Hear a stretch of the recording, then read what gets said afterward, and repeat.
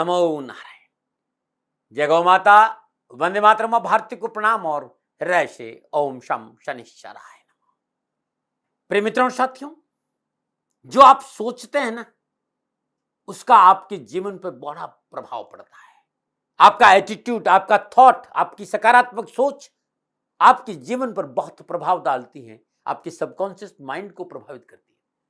तो जो आप सोचते हैं वो आप बन जाते हैं, जो आप महसूस करते हैं उसे आप आकर्षित करते हैं, जिसकी आप कल्पना करते हैं उसका आप निर्माण करते हैं। बहुत जरूरी है अपनी थॉट प्रोसेस को सकारात्मक रखना, राष्ट्र हित में सोचना, समाज हित में सोचना, ये बहुत जरूरी है। और जब राष्ट्र का हित है, समाज का हित है, अपनों का हित है, तो आप ऐसे भी सुखी और सुकून से रहेंगे। नमन नारायण। मेरा छोटा सा निवेदन, मेरे आराध्य शनिदेव 29 अप्रैल रात में अपनी मूल त्रिकोण राशि कुंभ में प्रवेश कर रहे हैं। 30 साल के बाद अपनी मूल त्रिकोण राशि कुंभ में प्रवेश, और जिस तरह की ग्रह योग है, इतने सुंदर महासंयोग में 30 अप्रैल 2022 शनि अमावस्या महोत्सव श्री शनिधाम शनि तीर्थ क्षेत्र असोला फतेहपुर बेरी में आपका स्वागत। करिए शनि भगवान के दर्शन, पूजन, तेलाभिषेक, संपूर्ण कष्टों से छुटकारा।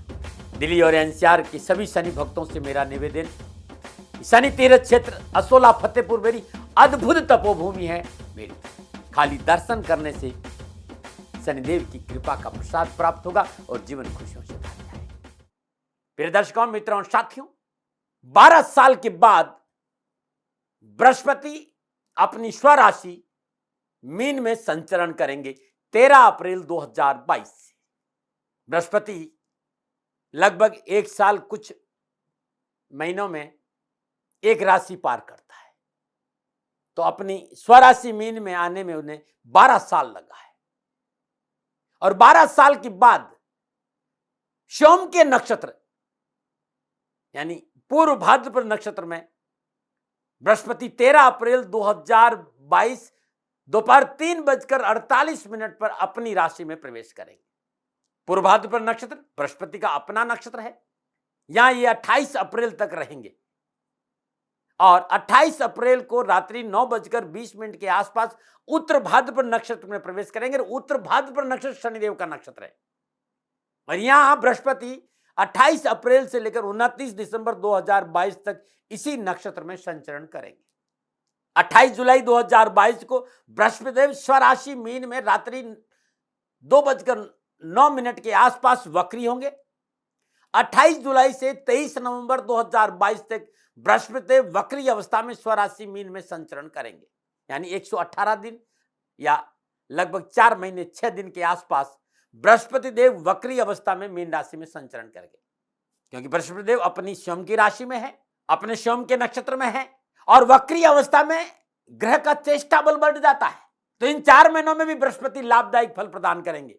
बृहस्पति का यह राशि परिवर्तन कि 12 साल के बाद मीन राशि में प्रवेश 12 राशियों पर क्या प्रभाव डालेगा, इस विषय पर आऊंगा। लेकिन इस विषय पर आऊं उससे पहले कुछ कहना चाहता हूं। यदि आप ये सुनना नहीं चाहते हैं, आपको लगता है कि वीडियो बड़ा हो रहा है, तो फोन में भी व्यवस्था है, यूट्यूब में भी व्यवस्था, इसको फॉरवर्ड करके आप राशिफल पे आ जाए। लेकिन जानना बहुत जरूरी है बृहस्पति को, क्योंकि मानव जीवन पर देवगुरु बृहस्पति का अपना एक प्रभाव है। जीवन के सुख, स्वास्थ्य, समृद्धि, सकारात्मकता बिना देवगुरु बृहस्पति की कृपा से मिल नहीं सकती। यदि हम लोगों की जन्मकुंडली में बृहस्पति अनुकूल है, हमारी जीवन की गाड़ी सुगमतापूर्वक अपनों के साथ आगे बढ़ जाती है। भारतीय ज्योतिष में बृहस्पति देव को 9 ग्रहों में सबसे शुभ ग्रह माना है। बृहस्पति देव संयम, शील, धर्म के कारक ग्रह है। ज्योतिषी ग्रंथों में बृहस्पति देव को साधुवर्ती, आध्यात्मिकता, दिव्यता, ब्रह्म विद्या से संबंधित माना है। और वैदिक ज्योतिष बृहस्पति को आकाश तत्व का से जोड़ती है। बृहस्पति का विशेष गुण है विशालता, विकास, कर्म, धर्म, दर्शन, ज्ञान, समृद्धि। इसके कारक हैं बृहस्पति देव। बृहस्पति अनुकूल है, सात्विक गुणों का विकास होगा, समाज में मान और प्रतिष्ठा बढ़ेगी, उच्च पदों में प्राप्ति होगी। एक राशि में लगभग 12 या 13 महीने के आसपास बृहस्पति संचरण करते हैं। किसी भी जातक के जीवन में होने वाले शुभ कार्य के लिए बृहस्पति देव को काफी अनुकूल माना गया है। बृहस्पति देव अनुकूल नहीं, शुभ कार्य नहीं होंगे। बृहस्पति देव के साथ पास 2 राशियां हैं, धनु और मीन। धनु राशि अग्नि तत्व राशि है और मीन राशि जल तत्व राशि है, और उसके साथ ही जल तत्व राशि कर्क में बृहस्पति देव ऊंच के होते हैं, जबकि शनिदेव की राशि मकर में बृहस्पति देव की जो अवस्था है वो नीच अवस्था रहती है। लाल किताब बृहस्पति देव को ब्रह्मा और मानव के भीतर में हवा का कारक माना है। बृहस्पति देव अज्ञान के पथ से मानव को हटाकर जीवन की पूर्णता की ओर प्रेरित करते हैं। लगन में बृहस्पति है तो पूर्ण जन्मांक शुभ माना जाता है। विद्वानों की राय है कि लगन में विराजमान बृहस्पति वैभव देता है, सुख देता है, शांति देता है। यदि लगन में प्रतिकूल अवस्था में भी है तो चमत्कारी गुण उसके अंदर रहते ही रहते हैं। बृहस्पति देव शुभ ग्रहों से दृष्ट हो सुफल प्राप्त होते, और प्रतिकूल ग्रहों के बावजूद भी बृहस्पति की जो दृष्टि है उसमें अमृत है। अकेला बृहस्पति कभी भी अशुभ फल नहीं देता है। गुरुवार के दिन इनका व्रत रखा जाता है, गुरुवार इनके लिए शुभ माना जाता है। जन्मांग में 2, 5, 7, 9 और 11 भावों में शुभ फल देता है। इसके साथ ही काल पुरुष की कुंडली में बृहस्पति को 12वें भाव का कारक भी माना है। सूर्य चंद्र मंगल बृहस्पति के मित्र है। बुध बृहस्पति से शत्रुता रखते हैं, लेकिन बृहस्पति ज्ञान का कारक, बुध बुद्धि का कारक है। इसलिए मैं कई बार ये देखता हूं कि शोध में ऐसा मिला है कि बृहस्पति और बुध में भी कोई ज्यादा टकराव नहीं है, क्योंकि ज्ञान के बिना बुद्धि का कोई महत्व नहीं और बुद्धि के बिना ज्ञान का क्या महत्व रहेगा। तो दोनों आपस में पूरक है। रही शुक्र की बात, शुक्र स्वयं आचार्य पद पर विराजमान है। एक आचार्य दूसरे आचार्य का सम्मान करता है। केतु कर्म फल दाता है, तो बृहस्पति की शनि से भी, शनिदेव कर्म फल दाता है, तो बृहस्पति का शनिदेव से भी कोई शत्रुता नहीं है। अब रही राहु और केतु की, तो राहु कार्मिक ग्रह है। संपूर्ण जन्मांग में सबसे महत्वपूर्ण ग्रह है राहु और केतु है, और बृहस्पति और राहु केतु के आपस में कम बनती है, ऐसा देखा गया है। काल पुरुष की कुंडली में बृहस्पति 9वें और 12वें भाव में स्वगरी माना जाता है। बृहस्पति 4थे घर में ऊंच का होता है और 10वें घर में नीच का होता है। बृहस्पति अध्यात्म शिक्षा का कारक है। बृहस्पति यदि प्रतिकूल है तो सांस संबंधी तकलीफ होती है, और बृहस्पति 6ठे भाव में है तो पिता को सांस की तकलीफ होती है। वे लोग जिन्हें शिक्षा संबंधी क्षेत्र में कुछ परिवर्तन करना चाहते हैं, उनके लिए बृहस्पति क्या संकेत दे रहा 2022 में? क्या 2022 में नया व्यापार शुरू होगा? क्या नौकरी लगेगी? क्या प्रमोशन मिलेगा? क्या राजनीतिक वर्ष तो राजनीतिक सफलता मिलेगी? क्या सामाजिक सेवाओं का अवसर मिलेगा? क्या घर में होगी बरकत? क्या परिवार के सदस्य एक साथ बैठ पाएंगे? क्या शादी विवाह के मसले हल होंगे? क्या अविवाहितों का विवाह होगा? क्या तलाक की स्थिति टलेगी? क्या घर में आएगा पैसा? क्या संतान को मिलेगी सफलता? ये सारी बातें देवाधिदेव बृहस्पति देव के क्षेत्र में आती है। अब हमको झांकना होगा अपने भीतर में, हम कहां खड़े, हमारा क्या लक्ष्य है? क्या देवगुरु बृहस्पति लक्ष्य प्राप्ति में सहायक सिद्ध होंगे या फिर आएगी बाधा? ये था बृहस्पति देव के बारे में मेरे कुछ विचार। फिर मैं कहना चाहता हूं, जब रास्तों में कदम डगमगाने लगे तो एक नजर खुद के हालात पर डाल लेना, अपने आप ही कदम मंजिल की तरह चल पड़ेंगे। अब बृहस्पति देव का 12 राशियों पर क्या प्रभाव रहेगा, यह महत्वपूर्ण विषय है। बृहस्पति देव अपनी राशि में है, और अपनी राशि में बैठकर इनकी 3 दृष्टियां भी है, 5, 7 और 9। सारे विषय पर मैं आपको चर्चा करूंगा। शुरू करते हैं राशिफल। ये जो राशिफल है ये आपकी चंद्र राशि, आपकी नाम राशि पर आधारित है, लेकिन बहुत सी विधाओं का समावेश इसमें है। नक्षत्र गणना भी है, लगन को भी देखा है। मैंने जो सूत्र मैं जानता हूं अपने जीवन में, वो सारे सूत्र मैंने इस फलादेश में लगाए हैं। मित्रों साथियों, राशिफल पुरुषों के लिए भी है, महिलाओं के लिए भी है, बुजुर्गों के लिए और बच्चों के लिए भी है। मेरा छोटा सा निवेदन, मेरे आराध्य शनिदेव 29 अप्रैल रात में अपनी मूल त्रिकोण राशि कुंभ में प्रवेश कर रहे हैं। 30 साल के बाद अपनी मूल त्रिकोण राशि कुंभ में प्रवेश, और जिस तरह की ग्रह योग है, इतने सुंदर महासंयोग में 30 अप्रैल 2022 शनि अमावस्या महोत्सव श्री शनिधाम शनि तीर्थ क्षेत्र असोला फतेहपुर बेरी में आपका स्वागत। करिए शनि भगवान के दर्शन, पूजन, तेलाभिषेक, संपूर्ण कष्टों से छुटकारा। दिल्ली और एनसीआर के सभी शनि भक्तों से मेरा निवेदन, शनि तीर्थ क्षेत्र असोला फतेहपुर बेरी अद्भुत तपोभूमि है मेरी। खाली दर्शन करने से शनिदेव की कृपा का प्रसाद प्राप्त होगा और जीवन खुशियों से भर जाएगा। प्रिय दर्शकों, मित्रों, साथियों, कर्क राशि का बृहस्पति की राशि परिवर्तन का क्या प्रभाव रहेगा कर्क राशि पर? कर्क राशि बृहस्पति की अपनी उच्च राशि है भाई, और कर्क राशि वालों के लिए बृहस्पति देव 6ठे और 9वें भाव के स्वामी होकर 9वां भाव स्व राशि मीन में सूर्य के साथ संचरण कर रहे हैं इस समय। बृहस्पति की पंचम पूर्ण दशा लगन भाव पर, अपनी उच्च राशि कर्क पर है, और सप्तम दशा कन्या राशि तीसरे भाव यानी पुरुषार्थ पर है, और नवम दशा वृश्चिक राशि पंचम भाव पर यानी शिक्षा पर, संतान पर है। 28 जुलाई से 23 नवंबर 2022 तक बृहस्पति वक्री अवस्था में स्वराशि मीन नवम भाव में संचरण करेंगे। कामकाज, कैरियर, कारोबार कैसा रहेगा? तो कर्क राशि वालों के लिए भाग्य स्थान में विराजमान बृहस्पति पंचम पूर्ण दशा अपनी उच्च राशि लगन पर है। भाग्य आपके पक्ष में करवट ले रहा है। मनोवांछित आवश्यकताओं की पूर्ति होगी और सोचे हुए महत्वपूर्ण कार्य और मनोकामनाएं पूरी होगी। आध्यात्म रुझान बढ़ेगा, संत सानिध्य का अवसर मिलेगा। 2 अलौकिक आध्यात्मिक ग्रह नवम भाव में गोचर करें, धर्म और कर्म का अद्भुत मेल है। ध्यान रखिएगा साथियों, मैंने क्यों कहा अध्यात्म, क्योंकि बृहस्पति देव शनिदेव के नक्षत्रों में 28 अप्रैल से संचरण कर जाए। न्याय के देवता, आपको न्याय मिलेगा। पिछले कई दिनों से रुके आपके हक के मामले आपके पक्ष में लाभदायक फल प्रदान करेंगे। बृहस्पति अपनी सप्तम पूर्ण दशा से तीसरे भाव को देख रहे हैं। साहस और पराक्रम बढ़ेगा। देश विदेश से कारोबारी कार्य में सफलता मिलेगी। पूर्ण सफलता, छोटे भाई बहनों का पूर्ण प्यार और लाभ आपको मिलेगा। उनके सहयोग से पैतृक संपत्ति के मसले निपटेंगे। निर्माण कार्य, पत्रकारिता, मीडिया, मोबाइल, डॉक्यूमेंटेशन, नेटवर्किंग, इन सब कार्यों में अद्भुत सफलता आप हासिल करेंगे। यह समय कर्क राशि वालों को व्यवसाय में परेशानी से मुक्ति का संकेत दे रहा है। यदि आप नौकरी में हैं तो अनावश्यक रूप से जो परेशानी थी पदोन्नति में, स्थानांतरण में, वो अड़चनें स्वतः ही दूर हो जाएगी। सरकारी अधिकारियों का सहयोग मिलेगा। निजी सर्कल में बढ़ोतरी होगी और छोटे भाई बहनों को भरपूर सहायता और सफलता मिलेगी। मनोबल मजबूत होगा। कार्य चाहे सरकारी हो चाहे गैर सरकारी कार्य हो, यह समय पूर्ण सफलता और लाभ का संकेत दे रहा है। बृहस्पति देव की नवम पूर्ण दशा पंचम भाव पर पड़ी और पंचम भाव शिक्षा का भाव है, संतान का भाव है, लर्निंग का भाव है। लाभ और सफलता के अच्छे अवसर नजर आ रहे हैं। आपकी कार्य क्षमता, आपकी योग्यता का पूर्ण लाभ आपको मिलेगा। सुख और सौभाग्य में वृद्धि होगी। शिक्षा के क्षेत्र में पूर्ण सफलता हासिल होगी। फाइनेंशियली स्ट्रेंथ के साथ साथ आध्यात्मिक रुझान भी बड़ा अच्छा रहेगा। पारिवारिक दृष्टिकोण से घर परिवार का वातावरण ठीक रहेगा। परिवार में मांगलिक कार्य संपन्न होंगे। घर परिवार के रुके हुए कार्य बनेंगे। पारिवारिक सुख और सौहार्द में वृद्धि होगी। पारिवारिक सदस्यों के सहयोग से समस्याओं से छुटकारा मिलेगा और जीवन साथी के साथ रिश्तों में प्रगाढ़ता आएगी। जीवन साथी का सहयोग बहुत अनुकूल रहेगा। बृहस्पति देव की नवम पूर्ण दशा पंचम भाव पर है। संतान, सुख, शिक्षा में सफलता के अच्छे अवसर, मन अनुकूल कार्य परिवर्तन, नौकरी में सफलता, युवा वर्ग को इसमें पूर्ण सफलता हासिल होगी। अनावश्यक बाधाओं, निराशाओं से मुक्ति मिलेगी। परीक्षा और प्रतियोगिता में मन अनुकूल परिणाम प्राप्त होंगे और प्रोफेशनल सफलता के अच्छे अवसर मिलेंगे। धैर्य और संयम का पूर्ण लाभ मिलेगा। शादी विवाह के मसले हल होंगे। परंतु एक बात का विशेष ध्यान रखें, अपना पैसा बिना बुजुर्गों की सलाह लिए किसी के साथ बिजनेस में नहीं लगाना है। युवाओं को इस बात का ध्यान रखना है। विद्यार्थी वर्ग के लिए शिक्षा के दृष्टिकोण से इस समय पूर्णता, लाभ और सफलता का संकेत है। शिक्षा के क्षेत्र में आ रहे विघ्न और बाधाओं और परेशानी से छुटकारा मिलेगा। उच्च शिक्षा के क्षेत्र में मनोनुकूल अध्ययन का वातावरण बनेगा। परीक्षा परिणाम बड़े लाभदायक और सफलता से भरे रहेंगे। समाज और परिवार में आपकी यश और कीर्ति बढ़ेगी। स्वास्थ्य के दृष्टिकोण समय अच्छा रहेगा। पुरानी बीमारी से पीछा छूटेगा। रोगों से राहत मिलेगी।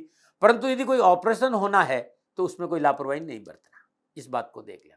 कुछ विशेष बातें हैं बृहस्पति की इस राशि परिवर्तन की आपके लिए, क्योंकि 28 जुलाई से 23 नवंबर तक बृहस्पति देव वक्री अवस्था स्वराशि मीन में नवम भाव में संचरण करेंगे 2022 में। इस बीच नौकरी को लेकर परिवर्तन के संकेत नजर आ रहे हैं, लेकिन यह परिवर्तन आपके लिए ठीक नहीं है।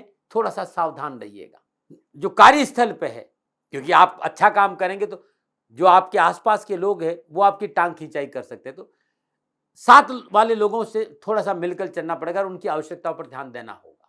17 जुलाई से 19 सितंबर के बीच में शादी विवाह के मसलों को लेकर विशेष सावधानी बरतनी।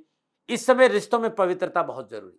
यदि आप शादीशुदा है, यह रिश्ते संभालने का समय है। रिश्तों में झूठ और प्रपंच आपके हार और नुकसान का कारण बन सकते हैं। इस समय यदि कोई नया परिवर्तन व्यवसाय में बिना बुजुर्गों की सलाह नहीं करे, संभव हो तो साझेदारी में व्यवसाय नहीं करें। अपने काम पर ध्यान दे, उसमें आपको अच्छी सफलता मिलेगी। अब क्या उपाय करें? मेरा छोटा सा निवेदन, मेरे आराध्य शनिदेव 29 अप्रैल रात में अपनी मूल त्रिकोण राशि कुंभ में प्रवेश कर रहे हैं। 30 साल के बाद अपनी मूल त्रिकोण राशि कुंभ में प्रवेश, और जिस तरह की ग्रह योग है, इतने सुंदर महासंयोग में 30 अप्रैल 2022 शनि अमावस्या महोत्सव श्री शनिधाम शनि तीर्थ क्षेत्र असोला फतेहपुर बेरी में आपका स्वागत। करिए शनि भगवान के दर्शन, पूजन, तेलाभिषेक, संपूर्ण कष्टों से छुटकारा।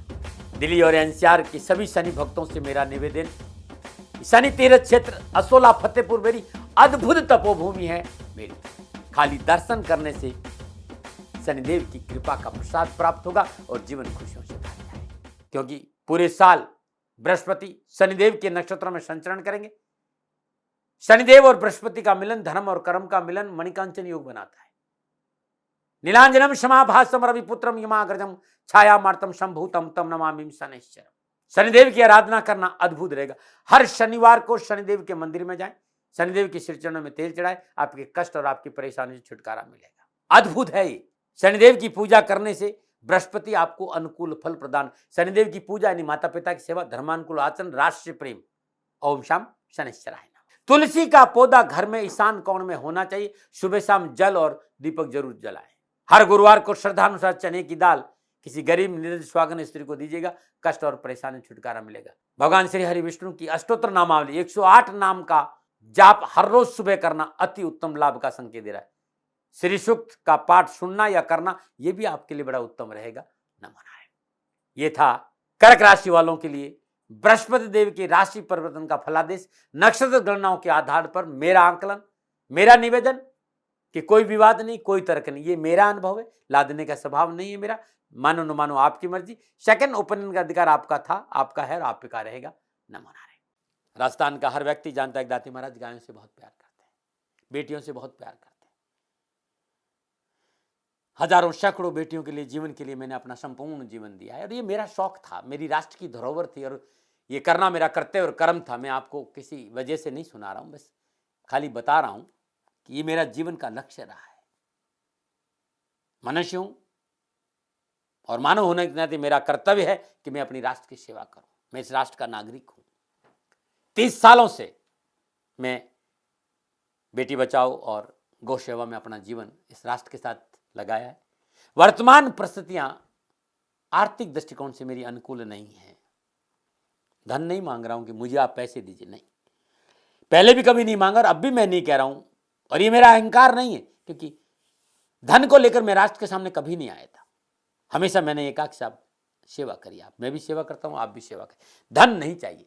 लेकिन वर्तमान में जो आर्थिक परिस्थिति है वो मेरे को ये कहने के लिए मजबूर कर रही है कि शनिधाम गौशाला की गायें दुखी नहीं रहे, इसके लिए मुझे आपका सहयोग चाहिए।